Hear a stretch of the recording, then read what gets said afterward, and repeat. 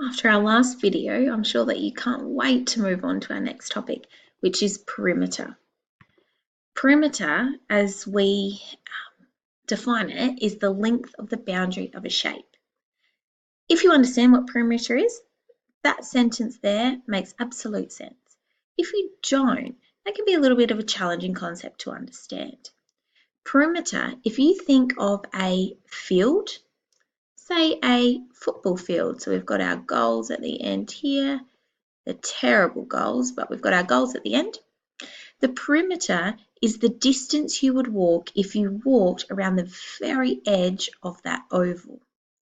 Or you might think if this is your house here, so this is your house, and you've got fences around your entire house, the perimeter is the length of the fence. So whatever is around the outside of a shape, it's the length of the edges or the outside of a shape. We calculate that in a really simple fashion, which is by adding all of the sides. I'll show you a video a little bit later about how we do circles. So we're only looking at shapes with straight lines in this video. And how do we do that? Not too hard. Here's our shape. We have a rectangle. One side we've got measured at 24 centimetres, the other side is 17 centimetres. We can see that both units are the same, so it's been measured in centimetres. If it wasn't, we'd need to convert.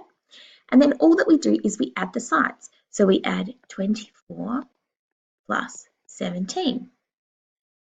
There's a little bit of a trick here. Often questions look like this because mathematicians are lazy and they don't like to write the measurements on the other side.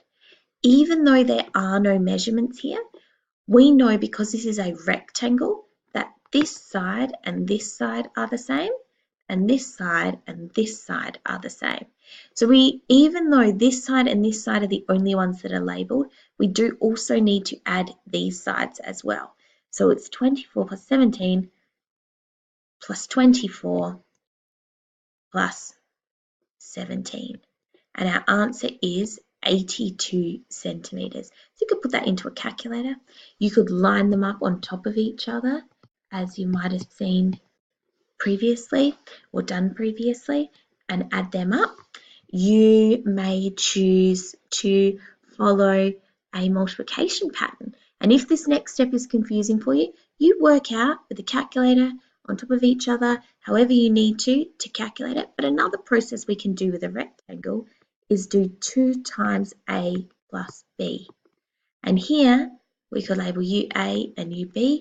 So we do 2 times 24 plus 17, which would give us 2 times 41, which gives us the answer 82 centimetres.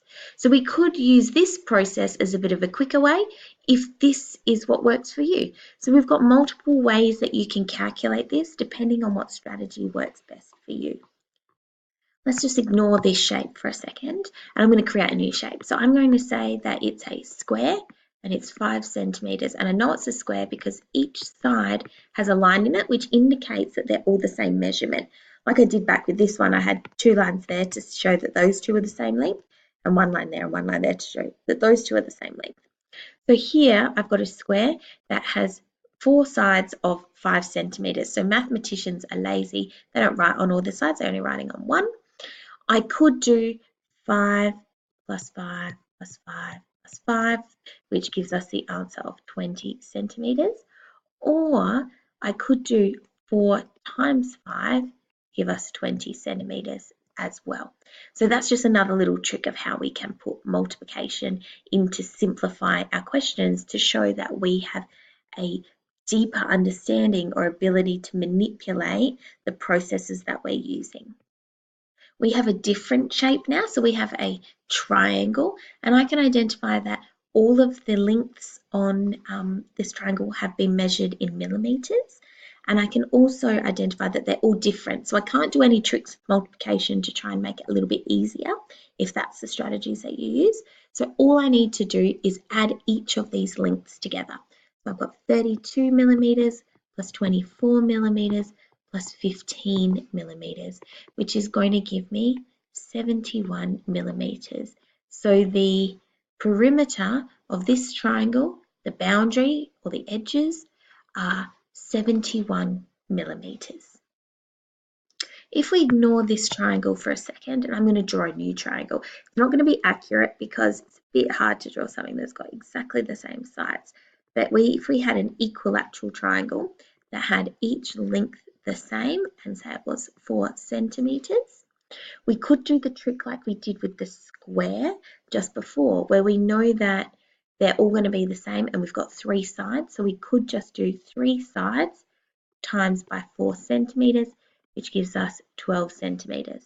Alternatively, we could just know, because it's got the line to indicate that they're all the same length, that we do 4 plus 4 plus 4 gives us the same answer of 12 centimeters. For our last shape, this is a parallelogram, and it's basically a rectangle that has been slightly shifted to the side. So these sides here are the same, and this side here and this side here is the same. We can't always assume that when we're doing calculations that absolutely they are the same size, or that the measurements that the shape is the actual measurements of that we're working out. So we do need to use the information that is on our diagram to make sure we're putting the right information down. I'm telling you that this shape has this length and this length the same, and this length and this length. So I'm going to have a look and double check that my units are the same. So I've got 7 meters and 3 meters. Yes, they do have the same units. So now what I need to do is add the sides together. So I've got 3 and 3, 3 plus 3, and I've got 7 plus 7. It doesn't matter if you do it in that order of 7 plus 3 plus 7 plus 3, as long as you include every side of the shape.